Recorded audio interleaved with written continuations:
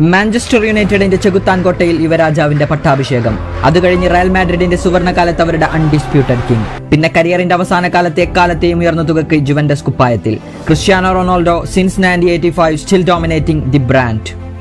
സ്വന്തം രാജ്യവും അതിന്റെ അതിർത്തിയും സംരക്ഷിക്കുന്നവനെ ലോകം രാജാവെന്ന് വിളിക്കും. സ്വന്തം രാജ്യത്തെ സംരക്ഷിക്കുകയും മറ്റു രാജ്യങ്ങൾ വെട്ടിപ്പിടിക്കുകയും ചെയ്യുന്നവനെ കോൺകറർ എന്നും. ക്രിസ്ത്യാനോ അങ്ങനെയൊരു ജന്മമാണ്. സ്വന്തം രാജ്യമായ പോർച്ചുഗലിനെ നയിക്കുമ്പോഴും ഇംഗ്ലീഷ് പ്രീമിയർ ലീഗും ലലീഗയും സീരിയയും അവൻ അതിനോടൊപ്പം അടക്കി ഭരിക്കുന്നു.